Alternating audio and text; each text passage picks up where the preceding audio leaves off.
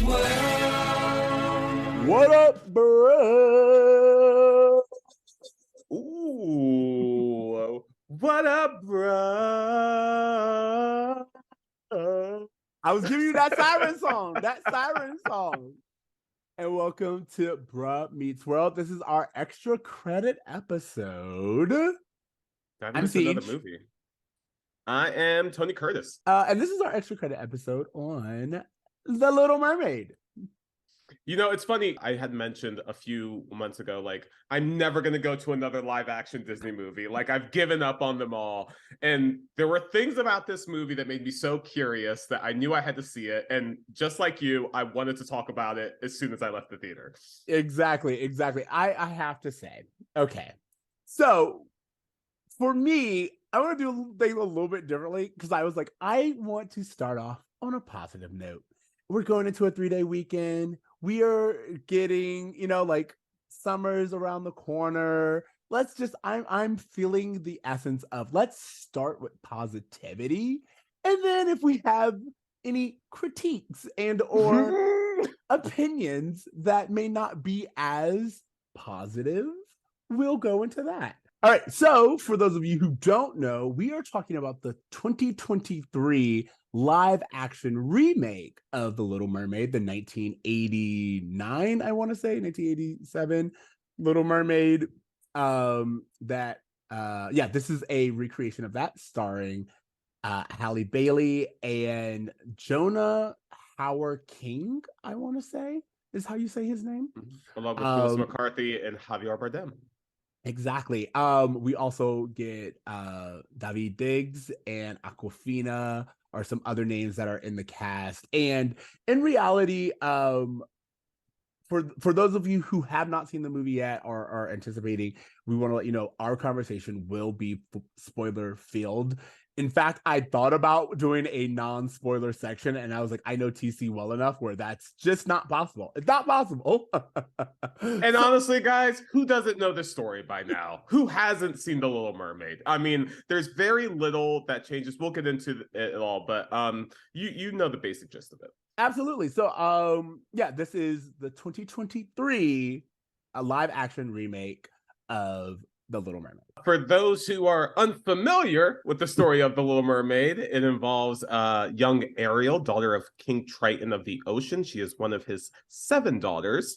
Unlike the other sisters, she is much more interested in exploring and finding out more about the human world, which her dad dislikes because in this movie we find out that humans were responsible for the death of Ariel's mother. So there's long-term beef there.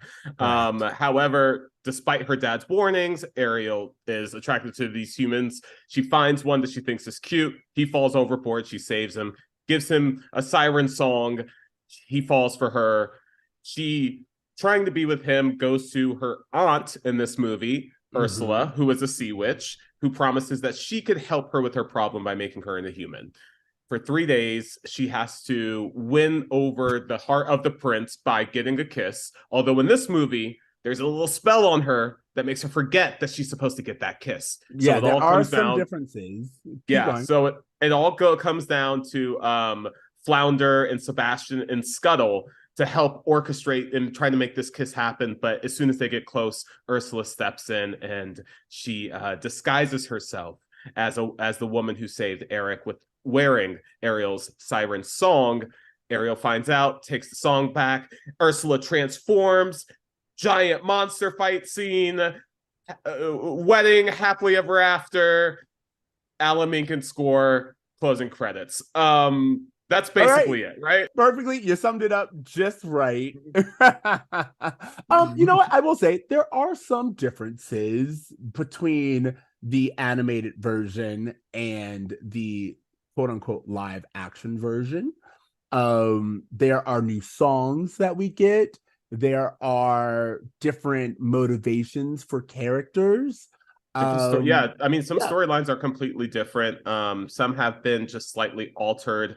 A lot of the changes I kind of liked, to be honest. If we could just kind of get into maybe those specifics. Let's give our first impressions. Okay. Positive. And that's so funny Positive. that you say that, because I also was like feeling a little overly critical when I left the theater, and I was like, you know what, let me sleep on this. And the next day I was like, I think I was a little too harsh. I think there's a lot of good there. And I with that, like. Go ahead. I was I was gonna just gonna say. say, I'll say that for me, it's important to know, and everyone like, the Little Mermaid is so important to a lot of people. Specifically, I would say there's a whole generation of queer people who like just identified and connected with the Little Mermaid. The Little Mermaid is a story of want and desire, and I don't feel right in this world that I live in. I don't feel right in this body that I have. There are a lot of allegories that people tend to read into this story. And so this was my all-time favorite Disney movie growing up as a child. And I always say that you can tell what someone wants in life by their favorite Disney princess. Like if you tell me who your favorite Disney princess was, that tells me a lot about like what you thought about love and life growing up. And Ariel was definitely. mine. So I will say that I am coming at this from a place of I love the 1987 version, and it's really important to me. So I wanted to put that out there so we understand that I am coming to this from a place of love. No, same. I mean, this, you know me, I'm a giant Disney nerd. Little Mermaid is the start of the Disney Renaissance that we were so fortunate enough to grow up in, where you had these heavy hitters pretty much every year, every other year, starting with Little Mermaid, Beauty and the Beast, Aladdin, Lion King. Like, just some of the greatest Disney movies ever made were within like our childhood. And Yeah. like, this was also the time when Disney started releasing VHSs of their movies for the first time. So for the first time, we could rewatch movies over and over and over again and learn them and like have them ingrained into us in ways that our parents couldn't, just because they had to wait every 7 years for those movies to be released into theaters. So this movie, And positives. Let's talk about some things that you liked about the movie. What did you like about this movie? I'll say this. For the most part, I loved the casting of this movie. I thought that everyone, for the most part, showed up. They understood the assignment. Whether or not, I felt like they gave memorable performances. Like, it's not really that. Like, you can't go into this. This is a Disney live action movie. You have to know what you're getting into. You're going to see a beat for beat, for the most part, remake. And it's Correct. almost like seeing a Broadway play with a new cast versus seeing like a new telling of an old story. And so when you have that in mind, you're like, oh, like, you know what? The dude who plays Prince Eric really surprised me. He had a pretty decent voice. I thought Daveed Diggs did pretty well as Sebastian in ways that I wasn't expecting. And I Halle will say, Bailey like, is a superstar. I just want to say that she is the thing about this movie that works. If she wasn't in this, if she wasn't casted right, I don't know that the rest of the movie would work as well. But she is the thing that made the movie work for me. Halle Bailey, for those of you who don't know, she grew up, she was part of the duo Chloe and Halle.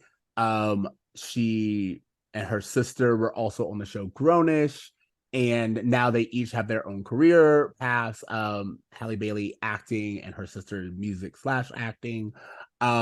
This is a very important movie as well because it's like we get a Black mermaid.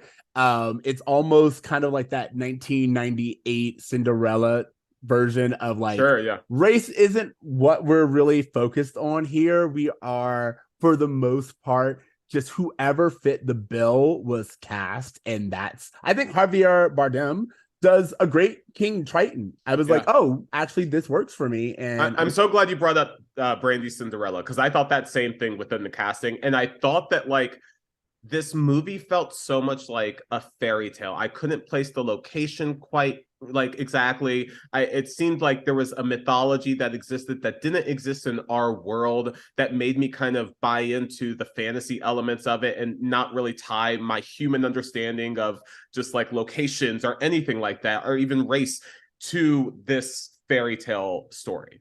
exactly. And then like, so for example, Ariel's sisters, like they are beautiful, gorgeous, gorgeous casting. I think each one of their character designs is like so interesting, and I think they're each supposed to like represent one of the seven seas, and which I so loved. I loved that concept because why? Of course, King Triton would have the seven be controlled of the seven seas, and the fact that all of his daughters, because in the cartoon they all look different, and I was like, oh, King Triton's getting around. But yeah, really, it kind of makes sense to have these representatives from each, of these locations, and I part of me is like interested in the mythology of. Are these daughters by birth or are they kind of like adopted daughters? I feel like they're by birth because if we're going to talk about like kingdoms and stuff, you usually will take on someone and have a child just to kind of like proclaim your space and be like, oh, you can be mad that I'm king, but now there's an heir from your region. How mad are you really?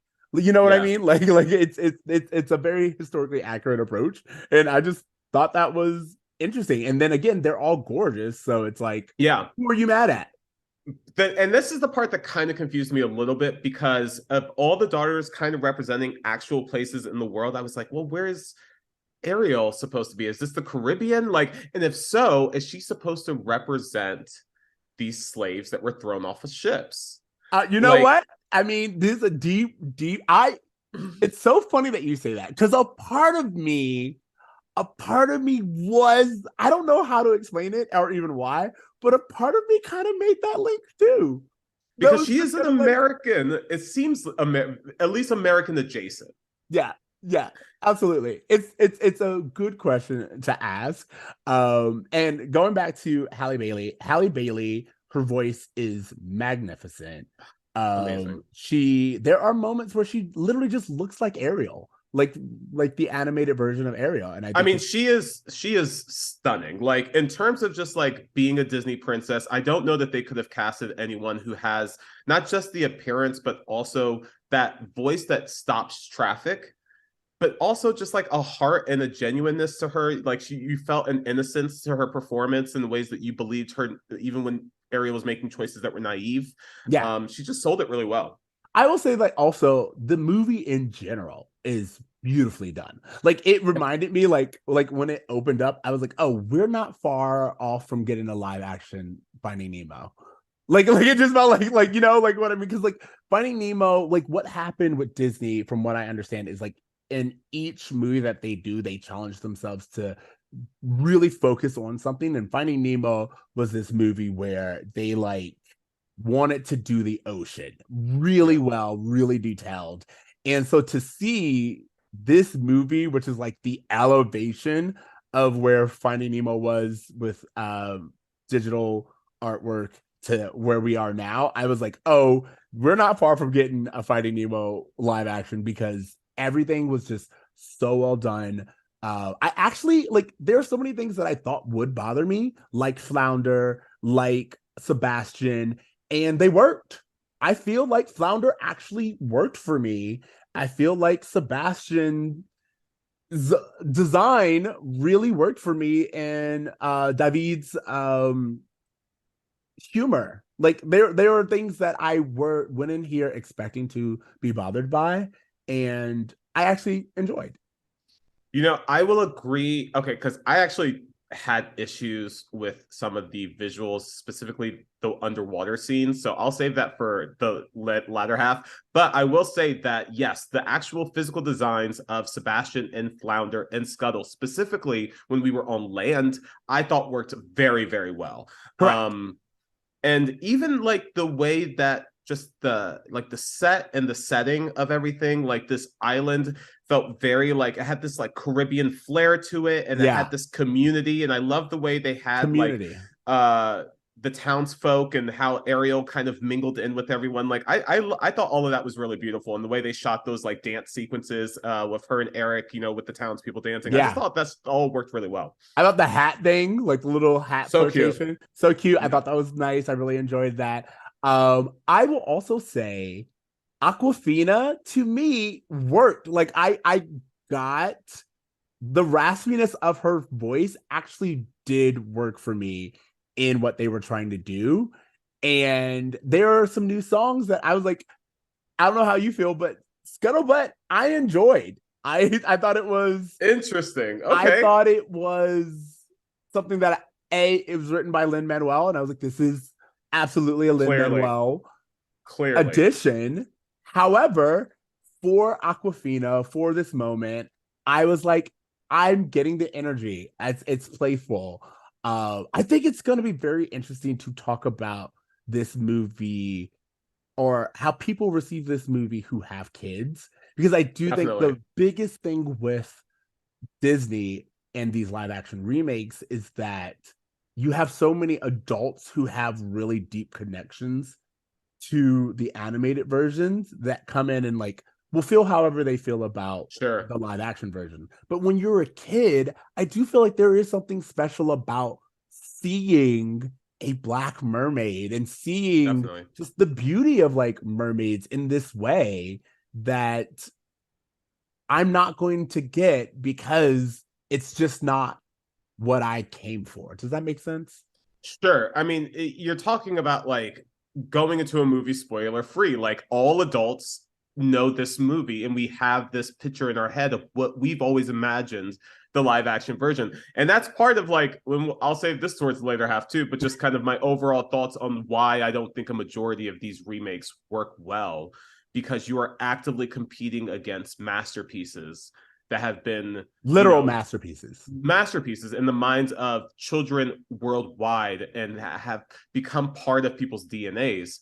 And so I think that's always going to be a challenge. But this specific movie, I feel, probably does a better job than most of bringing the heart and the essence of the original to the screen in ways that I wasn't like. There's been some Disney movies I've rolled my eyes at literally the entire time. Lion King is such a weird, freaky experience to me. I don't know how anyone can even call that a live action movie. All of it is like a fever dream. Watching these animals talk is so weird to me. These human stories I feel work better when, and so yeah, there is a lot of really good things that came from this movie. I thought that the vocal performances were really good. I thought Aquafina did a really good job as Scuttle. I had some thoughts about Scuttlebutt, but I'll say that. But what I will say is that Prince Eric's new song I really enjoyed. And Yes. also Ariel has a song that she sings when she's like just getting onto land for the first time, and she's like finding her balance with her new Correct. legs, that I thought was really a solid song. It's really hard to add new songs to these movies because, like, the probably more than the movies, the music of these original films are ingrained into our memories. And it's really hard to compete with, Alan Menken is the original composer, Howard Ashman the original lyricist, Oscar winners for what Mm-hmm. they've done. Mm-hmm. And they are almost responsible for the sound of the Renaissance in so many ways. So to insert a new song into that fold and have it blend in seamlessly, for the three new songs, I would say 2 out of 3 really did that for me. That's And great. yeah. You know what? And to your point, I want to take a moment and talk about Melissa McCarthy, because she's Oh yeah. another one where I thought that a lot of people had feelings about her casting. And say what you want, I feel like there are other people who I probably would have had it been me casting, but she did well, and I thought her humor worked. I thought that she brought a presence and an idea or a take on the character that I was like, I understand why they chose you. I thought she did for the role she was given. I thought she killed it. I thought, like, I was really impressed. I thought her singing voice was really got the job done. It wasn't like impressive like Hallie's is, but she for Or a this non-singer. for a non-singer, this woman who I found on Gilmore Girls, Yeah. like, she is killing it and she is owning it. And I would even say this was the one thing compliment I gave to this movie that I thought outshined the original, was the third act scene with Ursula as like the giant Ursula. I thought was truly terrifying and engaging, and I thought she gave a really captivating performance. And so yeah, I had no complaints, no notes on her Yeah. performance at Yeah, all. I absolutely agree. I think in general, like if you were questioning whether or not you should see it, I feel like it's totally worth seeing. I feel like depending your relationship with the original, you will have thoughts.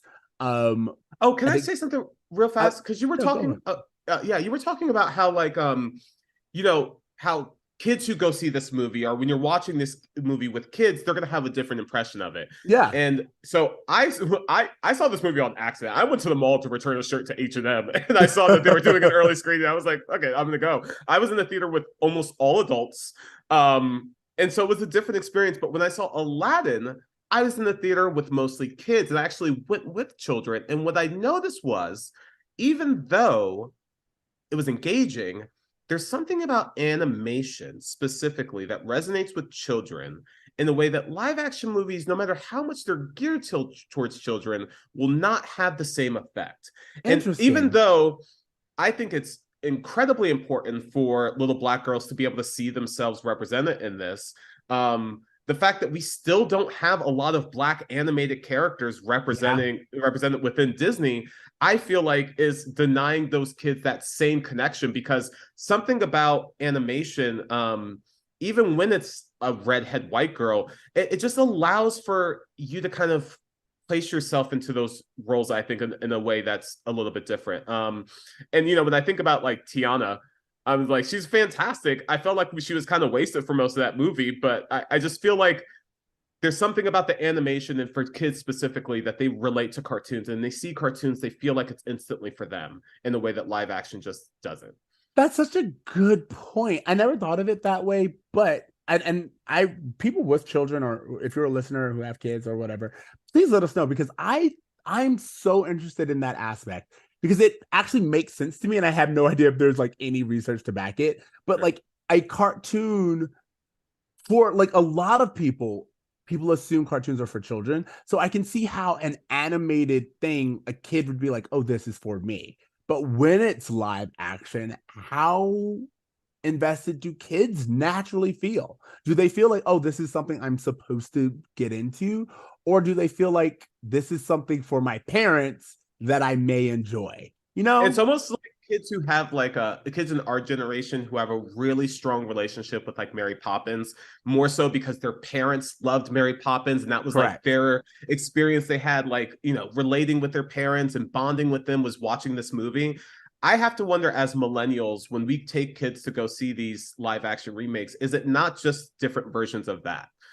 Interesting. We don't have kids, Yeah, so yeah, we but can't like say. that's a very good question. I would love to answer.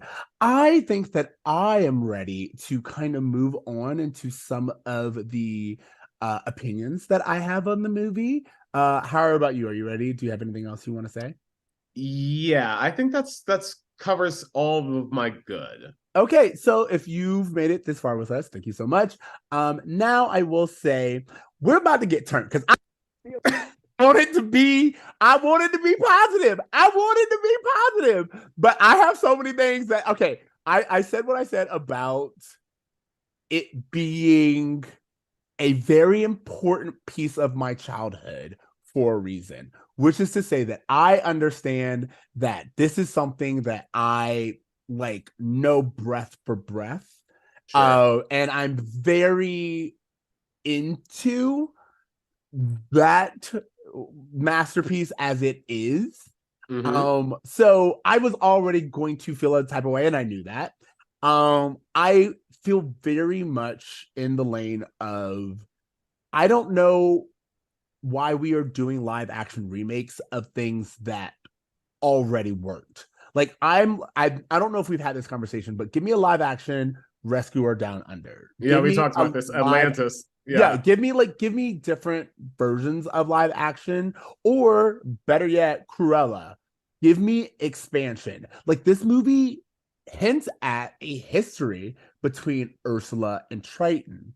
And It I hints was at a like, history between humans and mer people as well. give me that movie. What are we doing? Like, Yeah. I already have the Little Mermaid. I can watch that a bajillion times. Give me this story, this dynamic, and that's a place that I would love to go personally.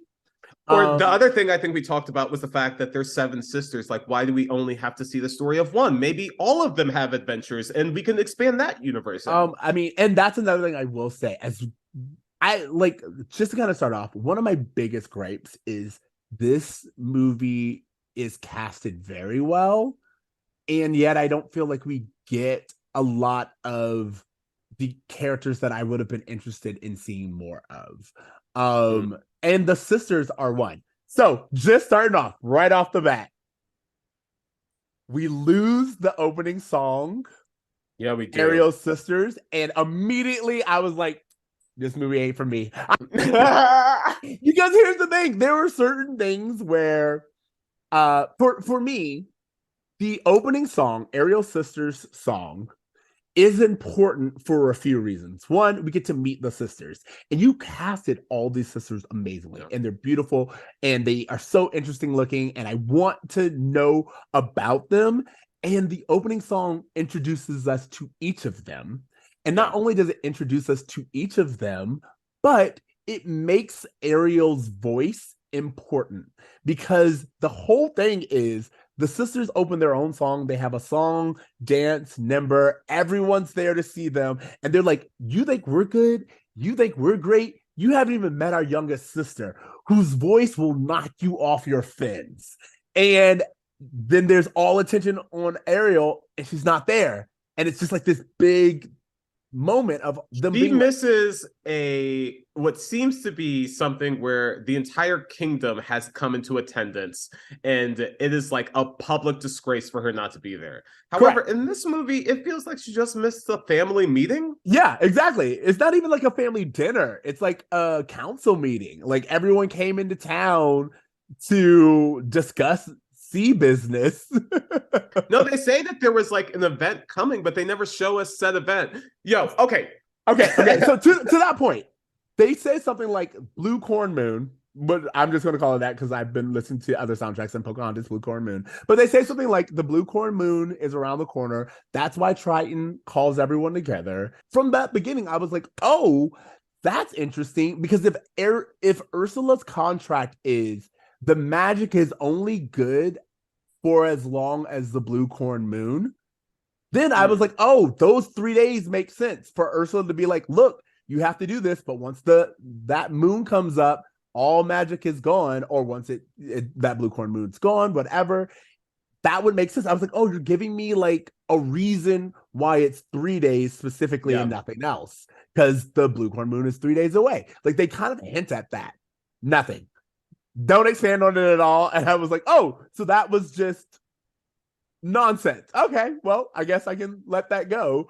I think this movie, one of the first things I felt while watching it, and one of the first things I thought afterwards, was how like unorganic the transitions are from story beat to story beat. It's very much like, okay, we did this thing from the movie, now let's do this thing from the movie, now let's do this thing from the movie, and it doesn't feel like it organically like takes us from one thing to the next. And if you didn't have a relationship with the original film, it would feel really, I feel like, awkward and disjointed to just the way that they sequence their scenes, especially within like the first act or in like the first second act. I love that you said that, because my first review to my friend who had already seen it because he went to like a premiere is I was like, everything is just happening. There is no motivation. There is no acting. There's no reason behind things. Things are just happening. And that really bums me out, because I will say this, love Halle Bailey. Her voice was great. Yeah. I was like, you're not giving me reasons why you're doing anything other than I can see you be like, I was told to do this, therefore I am doing it. Like the thing about Little Mermaid is Ariel's love of wanting something more. She is an explorer at heart. She can't be contained in the environment that she's in. And the whole Under the Sea song, like what kills me is in animation, they are able to give you nuanced and acting that you don't get in a live action movie. And that just drew me crazy, because in Under the Sea, for example, number one, that is a communal song. And it's a communal song specifically because it's trying to tell Ariel, you want to go up there where you will be all alone. Here you have community, the world around you. Look at how we all blend together. We live in harmony. They live in strife. That is like the purpose of that song. And Ariel is supposed to be kind of like half persuade, but also half like you're not getting it. You don't understand that even though all of this is here and I am a princess and I have access to everything, it's still just not scratching that itch. You're And getting at yeah, I was going to say you're getting at something that I felt was the major problem specifically with the first half of the film, which is that this movie, despite being this big Disney live action movie, feels cheaper and smaller. Yes. And it feels that way because just like that opening scene cut where we see the entire kingdom come, there's no one there. When Under the Sea, which, like you said, should have been a big communal number, got stripped down to a duet between Sebastian and Ariel. Strange. Okay. It doesn't make sense for Ariel to be singing along to that because she is not like she is supposed to be convinced. You're singing to her. Yes, you're convincing her. It doesn't make. And then later on with whatever, keep going. Well, and later on during Kiss the Girl, it was the same thing where instead of having this like orchestra of lagoon creatures come out and perform, you only have the 3 CGI characters they could afford to make, seemingly, do the song. And so like it also affects the performances as well, because what you're talking about is like the acting. I'm like, when they were underwater, I was like, am I even looking at an actual person, or am I looking at a CGI recreation of a person's face? Am I even seeing their performance, or is this something weird that's created on the computer? I don't know. It's so funny is that I will say this movie feels limited by budget, as you said. Like, it feels somehow more limited by budget, and like they wanted to make it so beautiful that they didn't care about the acting. And I was like, but I don't need to watch a beautiful movie. I need to watch a beautifully acted movie. Like, I want to feel things. And there was no feeling except what I brought to the movie. And like, again, the thing about Poor Unfortunate Souls is another example of the original one is able to convey that Ursula is a car salesman. She is just like, she's selling Flotsam Jetsam, now I got him, boys. Yeah. Flotsam Jetsam was another one where I was like, just so you guys know, Flotsam Jetsam do not have voices. And I was like, again, why couldn't you give me two? By the way, another thing that I feel like is I don't need them to be two named actors. I don't need Michael Cera and I don't know, Jonah Hill to be the voices of, or Kevin Hart to be the voices of these two eels.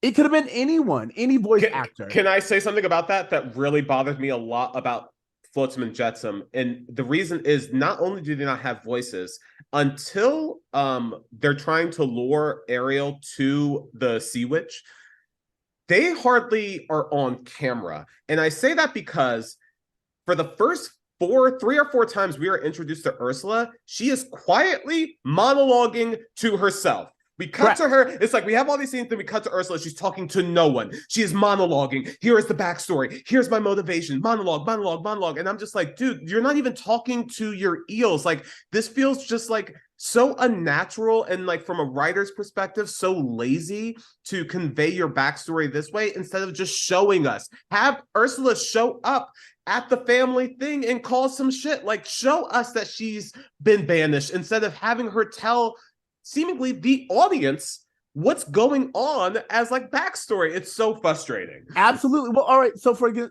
what you said to me is like, why do Flotsam and Jetsam not have voices? They are crucial. They are her henchmen. And the whole thing is Ursula doesn't come to Ariel. She gets Ariel to come to her. Yeah. So it's Ariel's idea. That's the point of this all, is that she's a mover. She's manipulative in this way where Ariel thinks that, I believe they don't even go to Ariel and they're like, you know who you should see? They're like, oh, poor little girl. You know who can help? Nah. She doesn't want she doesn't want her help. You know, like that's how it Yeah. is. That's what it's supposed to be. And I'm just like amazed that an animated movie was able to convey that in a way a live action can't. And also by removing the voices of Flotsam and Jetsam, it makes you wonder why certain characters talk and other ones don't. Under the Sea is a perfect example of we have all of these creatures, underwater creatures, going along. Not one says a word or a peep, No, and you're like, why? Like, the Under the Sea sequence really falls so flat. Daveed Diggs does what he can, but to hear him go, yeah, yeah, like it yeah. just felt. I was like, dude, like this is Why would he supposed to switch his be voice? everyone. Why It would he was switch his so voice? cool. We didn't actually see, like, I know maybe they did a version where they had like fish playing instruments and it looked cheesy, but I like, don't why need do them this playing. movie if you're not going to at least make some of that like larger than life ocean community that you were saying brought into it? I don't need the. I don't need a uh A newt to bass. play the flute. Yeah, I don't need a bass playing the bass. Like I don't need that for this to work. Everything that they showed, this is why I said this movie is beautiful. Everything that they show works, Yeah, but they should all still be singing. Why? Because Flounder speaks. If yeah. Flounder speaks, if Sebastian speaks, then why are Flotsam and Jetsam not speaking? Does Why the is the shark? Why doesn't no, the shark say something when it's that would have attacking? been Like, such the shark. I was like, oh, give me an Australian voice like Bruce from Finding Nemo. please Perfect tie it in. moment. Perfect moment. Don't do it. Under the Sea, everyone's here. It's beautiful. Why is no one else singing? Like, why is it just David and Ariel? And it's one of those things where I'm like, it's for contract reasons. It's most likely because of COVID in some way. Like, this movie just felt restricted, and I'm Well, like, it feels it's ugh. probably because Kevin Feige has hijacked all of the CGI artists in Hollywood, so they only have so many they can spare for other studios. You But had you don't said need something. CGI in order to hear like songs for people to Well, sing. I guess I don't know. I was gonna say about the Flotsam and Jetsam thing real fast before we move on from them is that by not having them be Ursula's like henchmen, like how like the hyenas were for Scar, like that's what Yes. she needed them to be. Yes. Because at the end of in the third act, she accidentally kills them, and there is almost no emotional connection that's been built up for the audience with her and these creatures that would lead for her to even be upset to get to that point where she escalates and grows into this giant monster. Like it doesn't really We need to translate. feel lost from her when they Yeah. and Which like means we need to see a real connection between her and these creatures, and we just don't. also to your point, this movie is too dark. Why are these movies so dark? The Little Mermaid is a colorful wonderland. And I don't understand. Like, I've seen recreations where they just turn up the saturation on these movies. And I'm like, yes, why are we not? First of all, the fact that someone can do it on their computer in 45 minutes proves that it can be done. And why are we not doing this? I don't understand why these It's movies have to even be so. worse if you watch it in 3D like I did, because I 3D did too. constantly darkens the tent as well. So it even, by the way, this movie is not worth seeing in 3D. There's nothing 3D about this movie. Do not go see it in 3D, guys. Oh my God. It's just it's for me. I think the crime is you don't understand. Like for me, I think it's really important, and I mentioned this earlier. It's important to understand what I said about the gay allegory because Sure. the movie and music was written, the 1987 version, by a man who ended up dying of AIDS. Howard Ashman, yeah. And Howard Ashman. And that tone, like the Ursula being modeled after a drag queen, the idea of willing, Divine. yeah, being willing to leave your family behind for someone who makes you feel more at home For Forbidden Love. is in fact something that was intentionally put in there. And without you understanding that, you can't really convey that longing. That I was like, the thing about this, The Little Mermaid, is it is a song about desire and want. Like the want song, which if anyone who knows anything about musicals, the want song, part of their world, is what captivates everyone. Yeah. And you need to be able to sell that in a way that just like it makes you understand as a kid. As I kept watching this being like, as a child, I understood her want. And I understood her father's want to keep her there. I Yeah. understood Eric's want for adventure and like to find the girl whose voice that he had heard. Everyone had a want. I understood Sebastian's want to keep Ariel safe because that would keep his job safe. All Sure. of those things I could get, and that want is missing. There's no want. There just is. There's just happenings in this movie, and it really, really saddened me. I'm really glad you brought up Howard Ashman and how, he impacted not just the music of the movies, because it's not just this one. So he worked on this, he worked on Beauty and the Beast, and he actually died before Beauty and the Beast finished. And he also had a few songs that he worked on in Aladdin before he died as well. But Beauty and the Beast is another one that has a lot of queer allegory that, there's full like YouTube videos on that will go into the Yeah. details that you guys can watch. But the reason why I bring him up is because if you watch any documentaries about Howard Ashman, he was so much more than just the lyricist. He came into Disney at a time when animation was something that was like a redheaded stepchild. And he was just like, guys, we could make old-fashioned Broadway musicals into animated films. And he became more of this Walt Disney figure who inspired animators to tell richer stories through the music. And it's not just music for the sake of music. The song has to say something that words couldn't say. And the songs have to move the story along so that you can't take the song out without the movie like losing meaning or it making less sense. And so he just really influenced the entire renaissance of films. But you're right, in every project that he had a hand in, there was a clear just some kind of reflection of what was going on in the moment. And specifically with like Beauty and the Beast and AIDS, that whole timing of everything, you really see that come to life. So yeah, I'm just really glad you brought that up because I think that plays a bigger role into the whole history of Little Mermaid. Well, it's really important for, again, just motivation. Like I'm so sorry to Halle Bailey, but the moment where she has the part of their world reprise and she's on the rock, there's a thing where she's just like moving. Yeah, she like rock, crawls. Yeah, and I'm weird. like, this is so. It's so, hey, get to this point so you can do this thing. And it's not, I'm climbing up a rock to move myself in a position. You know what I'm saying? It's I'm moving because I have to move, not I'm moving because I want to move. Sure. And the things, like, again, there's just so much about this movie where I kept being like, beautiful movie. Like I felt like what is it? Patti LaBelle. I think it is it Patti LaBelle or Aretha? Or like Beautiful Gowns. Have you ever seen that? Mm-mm. There's this clip for those of you who know where maybe it's Aretha Franklin, maybe it's someone else who they constantly ask them what you think about other divas, and her reaction is beautiful gowns. Dresses really well. And that's how I feel about this movie. I'm like, it's beautiful. Beautiful movie. Everyone looks fantastic.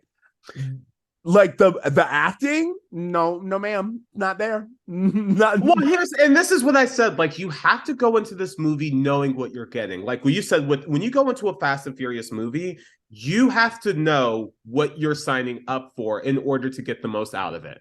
And I feel like these Disney movies are specifically catered to these Disney adults and other millennials who have these childhood like attachments to these properties that they can try to market to us in a way that we can pass it down to another generation of future consumers. Like that's really just what it comes down to.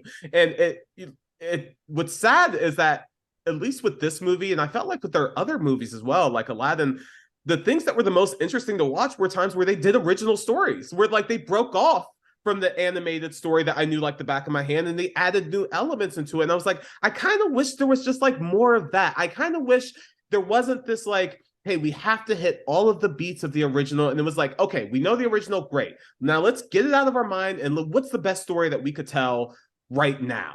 And I feel like that's the difference between The Little Mermaid that came out in 89 versus the one that came out like you said, there was addressing like all of these cultural things subtly in a way that it really made a splash. Haha.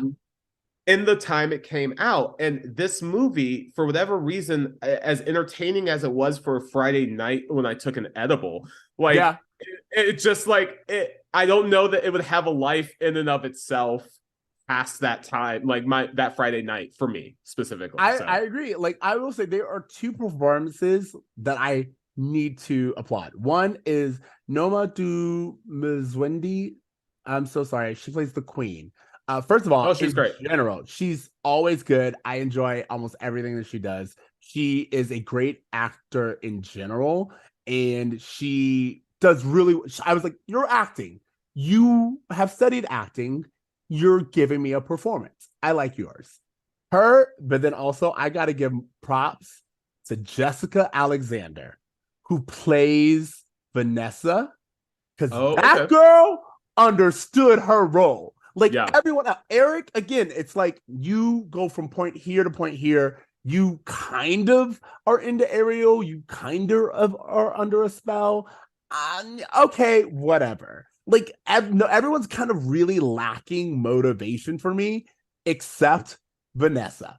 She came up and I was like, this girl watched that movie and she was like, oh, I know what I'm doing. And she came in and she had like 2 minutes of screen time and acted her ass off. Specifically when the necklace gets broken. Yeah, yeah, yeah. And she Ursula, switches. She does the switch up. she does that thing where I'm like, yes, you are giving me animation come to life. Like Yeah. your scene, killer. I loved it so much. And I was like, if the entire movie was this, I would live because she understood and she did so much with the little bit of screen time that I didn't get from anyone else. You know what? I'll say this because this is something I did like about this new movie, and I feel like it does a better job of giving me a reason for why Eric and Ariel would want to be together than the original. And the original, it just felt like the song and the physical attraction was really all there was.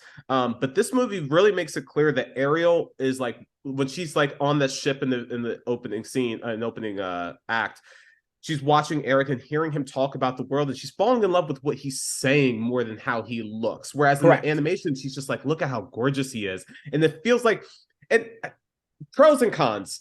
Yes, it's greater, I think, to have Ariel find a real attraction to this man. But is it more believable that a 17-year-old would make naive choices that she needs to learn lessons from? Because to me, that's kind of the whole lesson of The Little Mermaid. Is this girl who was like, Flotsam and Jetsam were like, oh, she can't take it. Oh, no, I can. I'll jump into a situation I don't understand. Like, it's kind of like a Pinocchio in that way. It's almost like the lesson of what it means to be naive. And that doesn't really come across as clearly in this one. The last little bit where it's in the animated movie and it's in this movie where Sebastian's just like, it's like I say, you got to let kids go and find themselves.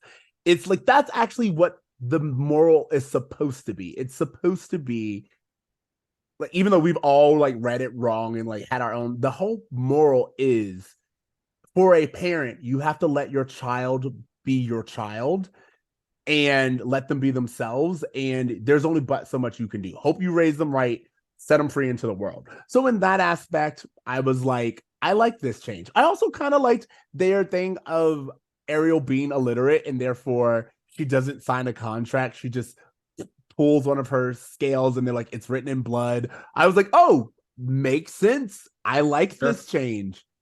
But there is also just like moments where I'm like, why did we make this change? Like again, why is the statue not of Eric? Like what does that do by it not being? Oh, was it? I thought it was supposed to be of Eric. I just thought it was supposed to be a shitty statue. Yeah, no, it's just a statue for what I can tell. It's not Eric. I do want to say that there was a few things that okay, so that specific scene, there were so many times where Javier Bardem, I wanted to like him as King Triton, and I thought he did a fine enough job. But again, to me, it's so obvious that they're like in a studio. Like, why does your voice have an echo underwater? There were so many little things where I was just like, this doesn't feel like you're in the real world at all. It doesn't feel Whatever. like you're interacting with each other. That's another thing. Like, I felt like no one was in the room with each other. Like, it's just like Javier They weren't in the room where it happens. Lin-Manuel. Like, Javier Bardem isn't acting as if he is talking to a crab. He is acting as if he's talking to a spot that he's supposed to look at. Yeah. And that made me sad because I'm like, you again, you look beautiful, beautifully casted. You work as Triton, but you're not. I know you're better than this, is how I felt. You know what? Here's something. You know, when you go to see Lion King on Broadway, it's a really incredible experience because what you're seeing are people who have transformed themselves into puppets or have mastered puppetry in such a way that you kind of can like mentally blur out the fact that there's people in these puppets that are animated and you can just watch it for how it is. It's such a creative approach to a problem of like, how do we tell a story with an animal? And when you think of like Addams Family or Wednesday, what they were able to do with the Thing, and by making the Thing an actual hand versus it being CGI, there is something about an actual performance that to me I will always prefer. I will always rather prefer to watch the old Teenage Mutant Ninja Turtles when they're in those costumes versus CGI ones, because it feels like they're in the room, they're physical, it's real. And I feel like that's part of like these performance issues that you're talking about, where it's like it doesn't feel like they're connecting, because there's so much that our brain has to fucking bypass in order to make sense of what we're seeing with our eyes, that it's almost hard. Like, yeah, it doesn't feel like you're connecting because you look like you're in an air-conditioned room underwater, Javier Bardem. Like, of course it doesn't feel real. It's almost, honestly, Ant-Man felt the same. When they went to the quantum realm, I was just like, oh, you guys all look well lit and behind the green screen, and like it just all feels so. It didn't feel that way to me, Ant-Man, but I'll say I can understand how, if anyone feels like I felt about watching this movie like they felt about Ant-Man, I was like, oh, I can understand why people are complaining, because to me, Melissa McCarthy is in some contraption that restricts her movement. She's not underwater. She's moving her body as if she has to lift herself up and she needs to lay down, and they've put limitations on like what she can do and move on, but she's not fluid. And that's upsetting because the point about Ursula is she glides. You know what I mean? Like, that's the thing. It's like there's so much that's restricted by it being live action that makes me be like, I just much rather you not do it, if that's the case. You know what I mean? Well, that's how I felt when you were like, at the beginning, you were like, I think they're doing well with water. I was like, I did not get that feeling. And I feel like they have a long way to go before they can like really perfect it. And maybe part of it, I meant the animation of the water, not them in water. Because Finding Nemo, where you have like a CGI fish underwater, I feel like, yeah, they can make that probably look a lot more lifelike than a human underwater. Well, but that's what, and I want to thank you for that, because I want to clarify the sea creatures underwater work really well. The turtles, yeah, they all looked great. All of that, it works. Like the the under the sea visuals are amazing, and I believed everything. And again, I'm like, all you had to do was add a choral background. I don't even need to see anybody's lips move. I would get it, because my mind would be like, okay, 50 characters, choral sound, it works. I don't need to see anybody with a microphone. I don't need to see anybody with a tambourine in order to sell it. But the fact that you didn't even try shows me that you were focused on the wrong things. And God, there was something I was going to say about just kind of like it just, oh, I remember. Again, I want to say Halle Bailey, beautiful. Everyone in this water felt like they were in a pool, like not the ocean, but like they were in a soundstage pool, and that they have not been underwater.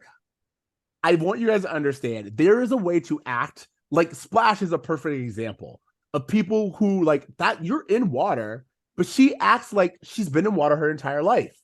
She doesn't act like there's so many times where like I see Halle Bailey just be like, almost like water on her face is unnatural. And it's like, you live in the ocean. Like, why are you looking as if being wet is so uncomfortable? and I just need a director to kind of put the nose to the Well, grind. and so But what you're talking about is James Cameron. What you're talking about is someone who's like, hey, I'm going to spend 20 years and create the technology to make underwater sequences look real. Disney's like, this is really about making money for us more than spending money. So we're going to do it the way we know how. But not even James Cameron. James Cameron needs like a huge budget. Splash was not that big of a budget. And still, Daryl Hannah was able to convince me that she had lived in water her entire life. Like, You're there's right. just a And you know, comfort.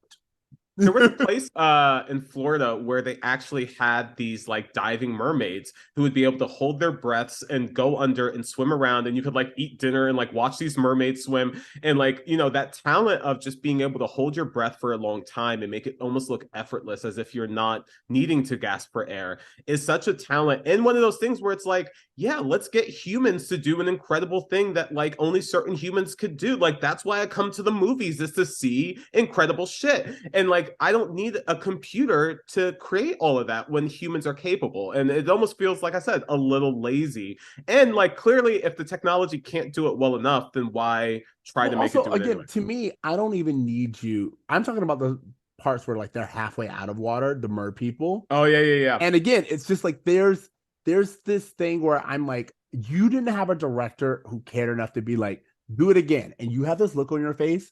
Like, remember, you are a mermaid. You live in the ocean. So I need you to look like being in water is the most natural thing. Or I don't need you to look like you're holding your breath when you're about to go under. You know, it's just like there's just that whole sequence where like at the end. So the thing that was so frustrating was that you're talking about at the very end, you know, Prince Eric and Ariel sailing off on their honeymoon, and people are on the beach, and mer people have sprouted up, and they're all kind of wishing them well.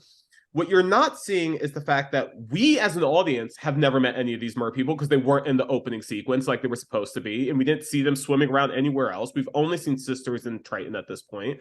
And also, there apparently has been a decades-long war beef between humans and mer people. And you're telling me that they're all just like, oh, it's a wedding. Like, let's just go up there and just wave them all. But it's not a oh, the fact that we don't get a mermaid wedding dress will bother me. But I also was like, they established that she's young, whatever.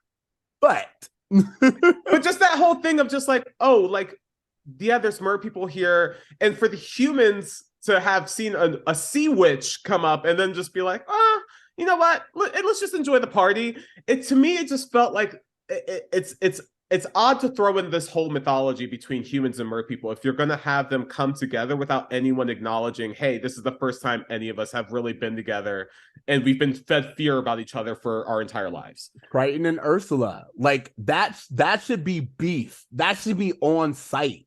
Like, yeah. As you said, there are just so many moments where I was like, I felt the camera was looking the wrong way. Like you said, there's this moment where like Ariel turns around and everyone's just, mer people are just there.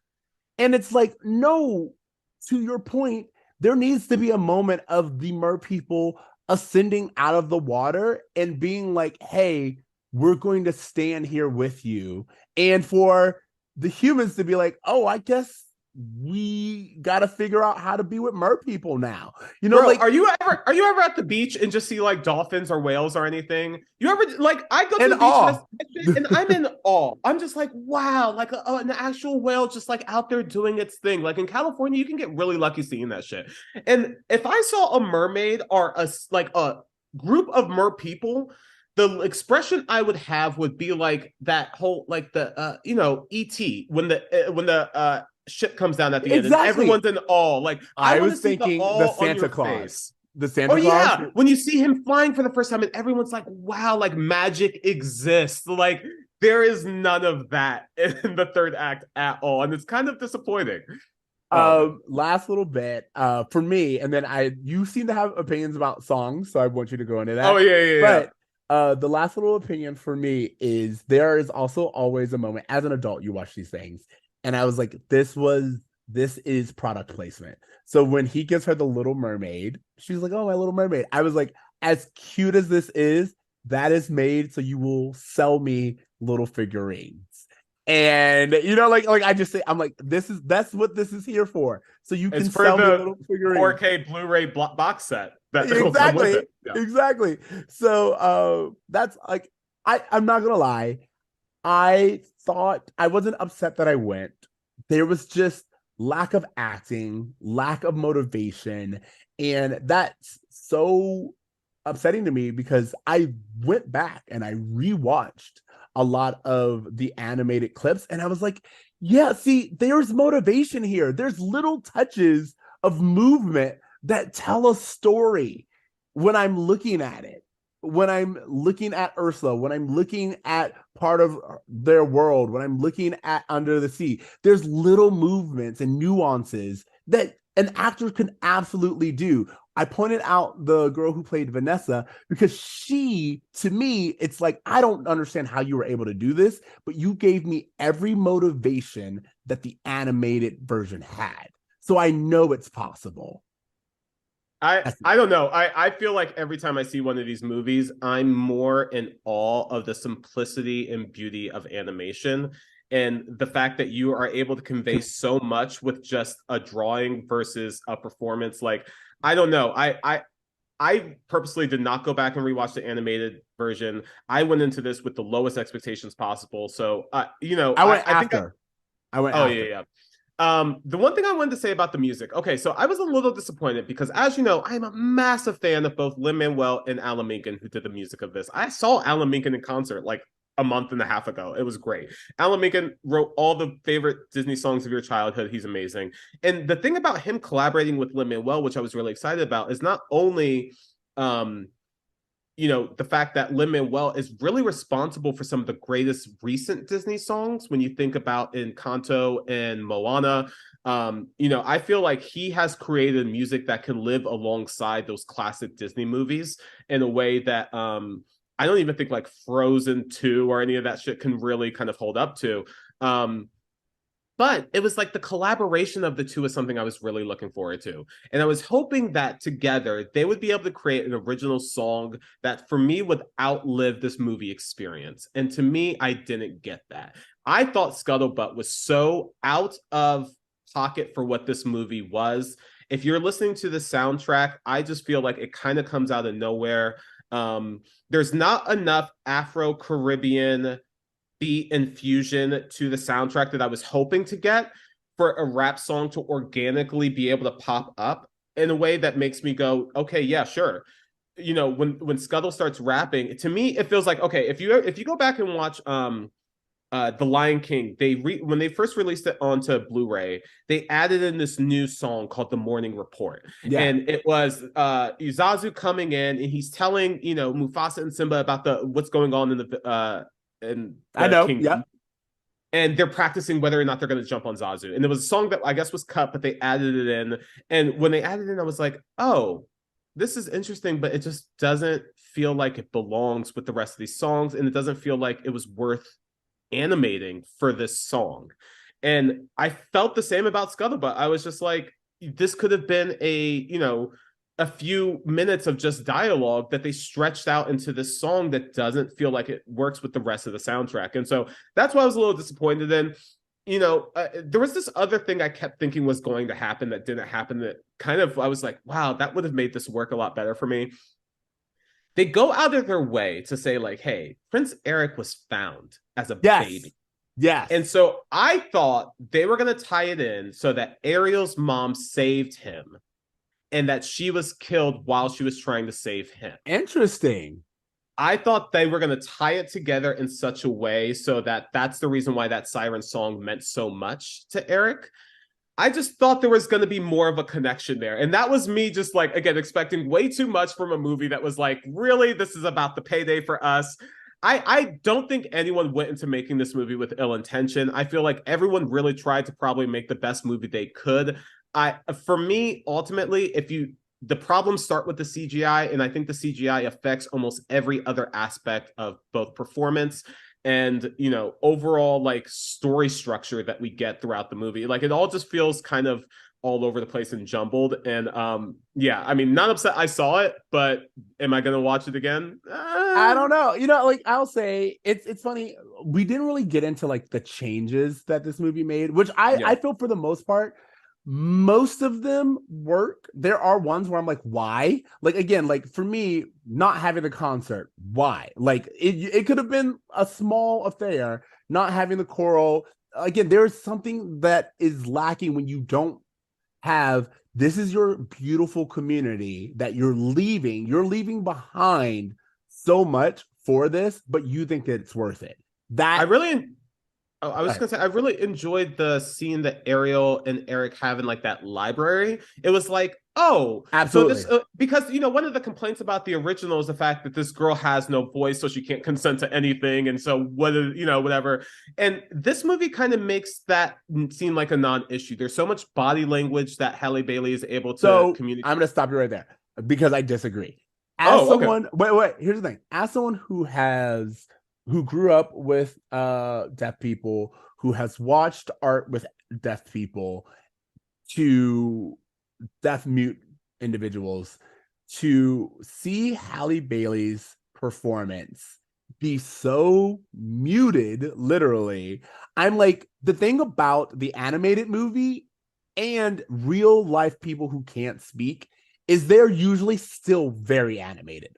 I can't talk, but my hands still move.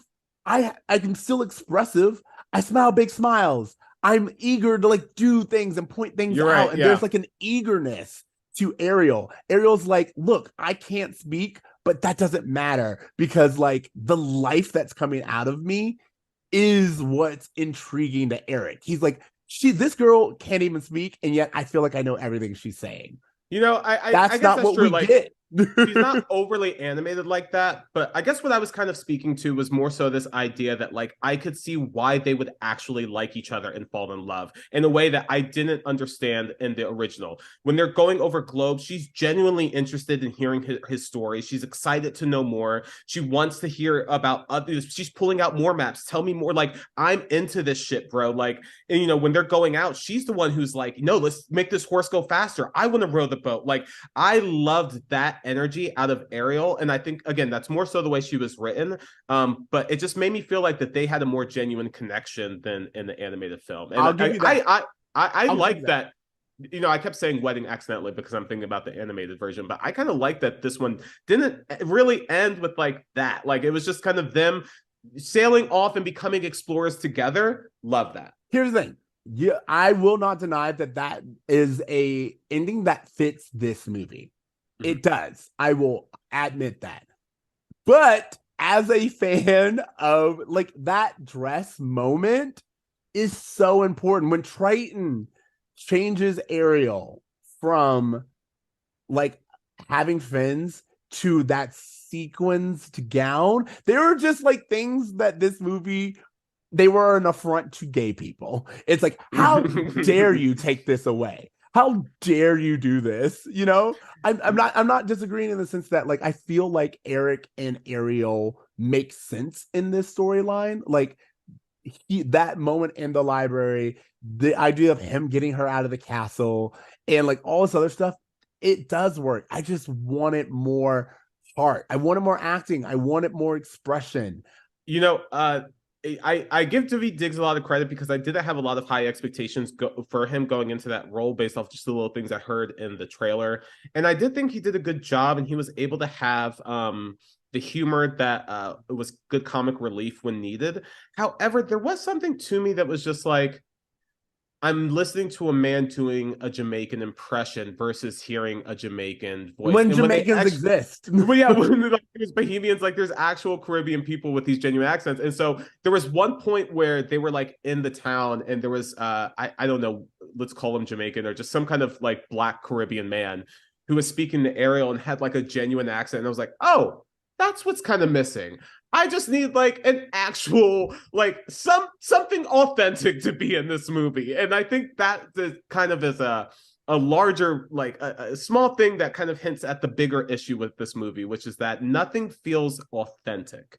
Correct. And whether it be the performances or the stories or anything. Like it all just feels like, hey, we're going to put together a big show and we know it's going to be a hit no matter what. Versus like, what's the best story we can tell that will have a lasting impression on people for decades to come, which I feel like the original did so well. Absolutely. I feel like honestly, I'm done talking about this movie. Yeah, yeah. Is there anything else you want to say, or is there any other No, notes I you just had? like, again, just to put a little historical context on this, they were going to shut Disney animation down. All of the animators that had worked at the Disney studios had been moved off the studios onto trailers onto a different lot. And it was like, hey guys, we're fighting for our lives right now. There's a fantastic documentary on Disney Plus called Waking Sleeping Beauty that goes into this if you guys are interested in learning more. But this is the reason why we got such great work, because artists were fighting for their livelihoods and like this the future of animation. Like they were truly like, hey, no bullshit. We are doing only quality work from this point on. And I don't feel like that is the attitude towards the movies that Disney is putting out. Pixar even feels like it's losing that as well. And, for right now, with all the things I'm hearing about Across the Spider-Verse, it just feels like Disney is kind of losing this animation and the storytelling game that they had created their entire brand around to other storytellers who are more hungry to do more original storytelling. So yeah, They're more it's hungry. They're willing to take more chances. They're willing to yeah. they're also willing to tell stories. That, to your point, I don't think that no one wanted to tell this story. They wanted to remake this movie. And there's a difference. And you can tell the difference. Cruella is a perfect example of someone who wanted to tell a story, and they told that story beautifully. But if they were to just do, I don't know, a live action remake, I actually watched The Little Mermaid and I was like, I don't want a live action Hercules because I don't know if you could give me what I'm supposed to get. No, okay. So here's how I feel about this, because there's obviously Broadway versions of Hunchback and Hercules that they could easily adapt into film. The reason why I feel like those movies might work better is because they don't have to, especially like something like Hunchback of Notre Dame, doesn't have to use a lot of CGI. You can make that just more of a human story and have it still work. Hercules, on the other hand, will require an incredible amount of CGI. And if you don't do it well, it's not going to work. But see, and here's there's the so thing. much about those performances and songs that need to hit in order for it to work. That's what I'm saying. I'm saying when I say I don't need it, it's because it's like I don't trust you to give me the emotions. T knows this, and I told him before, but kind of like to wrap this up and as my homework, you said I'm gonna just put this out there as homework, Waking Sleeping Beauty for you. And then yes, on Disney Plus, yeah. For me, there was a bunch of YouTube clips that I went down a rabbit hole. One is Titus Burris doing Poor Unfortunate Souls. Incredible. And he, to me, I was like, see, this is someone who understood what his character's motivations were. He was not singing a cover of a song. He was performing a song with a unique take, with a unique character. This person understood the end goal of his song. And so he performed it with that in mind. And I was like, yes. Then I went from there to what I've spoken about before, a remake, like a group of guys who did the songs from Hercules that all the muses do, called Muses Melody. You can find it online on YouTube. And I was like, this is a choir. We are getting harmonies. These are people who understand what Hercules was trying to do. And they gave us a new take on it that made me so excited. And it felt fresh. It didn't feel like a cover. It felt like people who understood the intention and then elevated it. And that's what I want from a live action anything or a redo of anything. I think like things like Dreamgirls is a perfect version of that, where it's like, oh no, Jennifer Hudson did not cover And I'm Going Nowhere. she performed a unique original versions and I'm telling you, to where it stands on its own. You don't even really compare them because you're like, no, this is this version and this is that version. And I could listen to either one 1,000 times. I may have my favorite, but both are legitimate and stand on their own. And this does But not feel like that.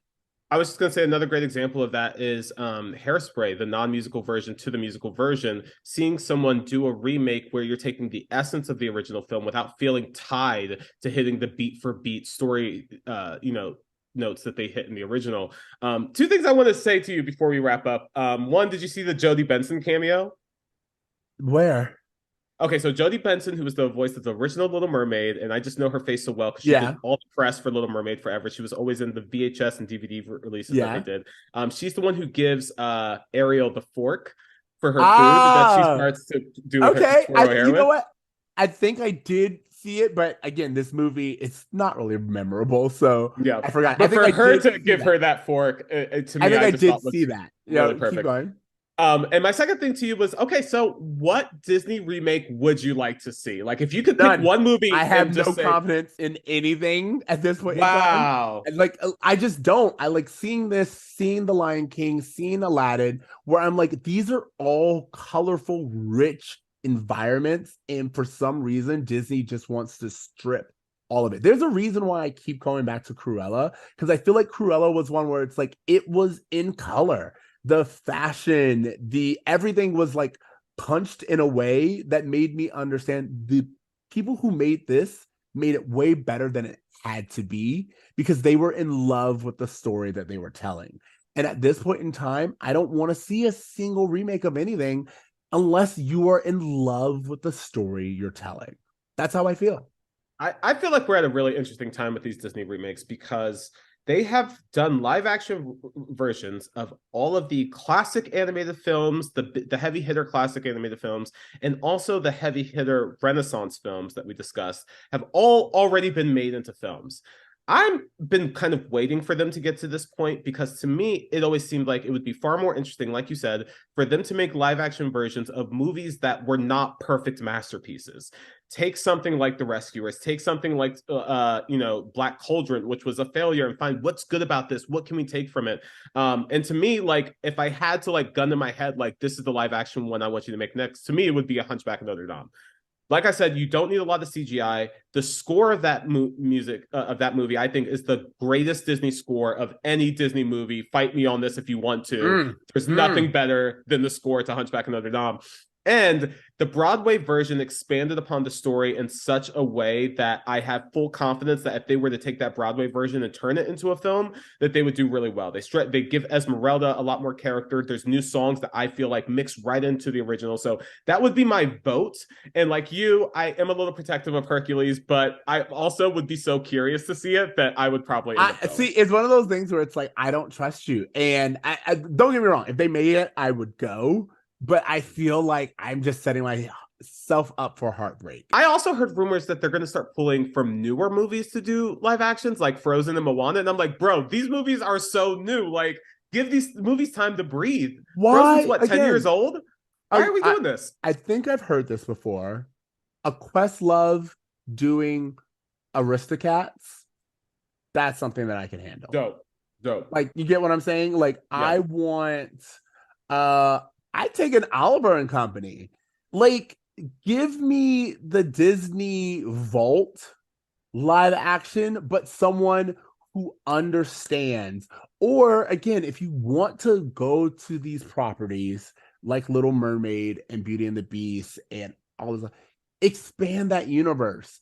Like, to me, I'm like, why are you cannibalizing yourself when you could literally just expand your universe and everyone would, like, you would have both things?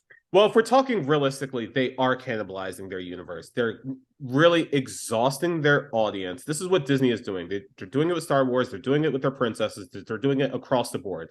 They are expanding their universes so much, giving us so much content that they are exhausting us on these IPs. And instead of taking all of this money and energy and talent that they have, like they did in the 80s, to create new content that could create new, make a movie that will be able to be remade in 15 years into a live action.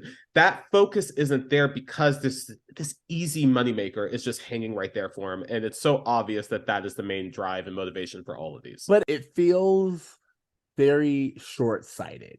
It feels totally. very, well, we're making money now. And it's like, yeah, but that does you no good if you've given, like, it's changing HBO Max to Max. It's like, yeah, you're getting rid of the thing that everyone knows you for. For what? What was this for? So one person can make a lot of money, but you've ruined your legacy. By the way, I think something like Disney and Netflix and HBO and all, to me, this is a bigger conversation, but I think everyone needs to understand MGM doesn't exist anymore. There are studios, you can be a huge studio who just disappears and someone else takes your spot. Because if you don't remember why you got into this, if you don't understand what people are coming to you for, and you just become a cash cow, well, eventually people are going to leave you and go to where the heart of storytelling is.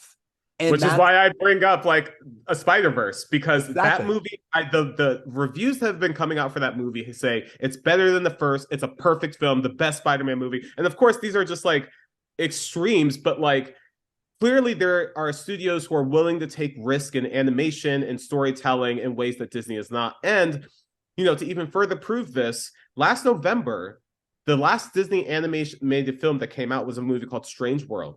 It got no press release whatsoever. It got no press at all. It was big. It did abysmal. And there, you know, there's this online theory that's going around that like, hey, they really created this sci-fi movie with all of these like BIPOC characters, and they didn't do anything with it, almost as if an excuse to say, well, this is why this doesn't work, so we can move on. 100%. Are we talking Disney now? Because like, we're talking Disney in general, because this is what I'm talking about. They would rather remake this and say like they're doing something that's super woke by having a Black Ariel. But when it comes to creating original stories with more like diverse casts that they can go on to build and create legacies out of, they're not investing that same kind of energy. They're not, because like, I don't know if I said this to you, but I watched Luca not too long ago. Yeah. And I was like, this is great. This is so fun. It's so good. It's a gay love story. And sure, yeah. Fight me on it. But like, it's a good movie. And I was like, oh, this was just not pushed on me. I didn't even know that came out in theaters. Like when it came out, I was just like, oh, it was already released? It's on Disney Plus already? Like exactly. I had no idea. There are movies like that where you're like, why are you not really pushing your original movies? And I have to admit, it's just like whenever there's a movie with an accent or someone who has a little bit of different skin tone, those movies tend to be like the ones where they're like, Disney Plus. But whenever it's something that we've done a billion times over, it's their most expensive marketing campaign. And it's just like, why? And you know, you see that like Disney is being really smart strategically. You have like Coco and Encanto. They know that the fastest growing demographic in the US is Latinos, and they are playing towards that. And yeah, so when it comes to creating original stories, they're not afraid to do that with Latinos. But that's the thing. They're not afraid. They're not taking a risk. They're like, this is a sure thing. We know that this is an audience that will show up for our films. We're going to go ahead and invest highly to this. Versus, again, just kind of coming up with the best stories they can, reaching big demographics and taking risk on those demographics, taking risk on, you know, these stories from cultures that are not the ones that have been shoved down our throats over and over again. Disney, not only are they creating live action versions to movies we've already seen, we're seeing live action movies to movies they keep releasing in theaters over and over again. Little Mermaid, I saw in theaters like 10 years ago. Like they keep releasing these over and over again, and they will not let this horse die. And so again, if you like this shit, you'll like this movie. But I think in general, I'm exhausted by not just these movies, but the way they're going about making them. Agreed. This changed and turned. I only have one more thing, and I understand. I'm trying to wrap it up, everyone. But there is one more thing that I think is important.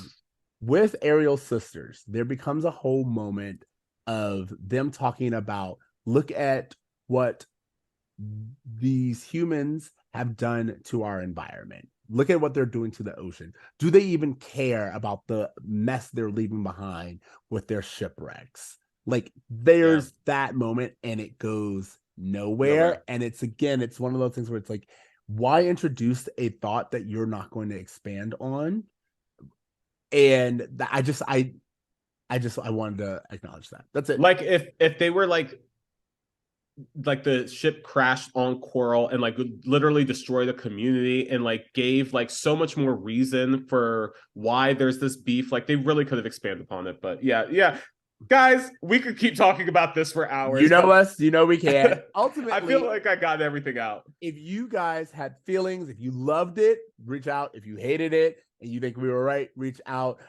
This was our bonus episode. We wanted to give you guys something. We will be back next week with our season 6 report card. Hopefully you guys enjoyed your holiday weekend, and I think it's time to tell you to dream, to try, and to do good. Later, bros. Later, bro. When this boy meets world.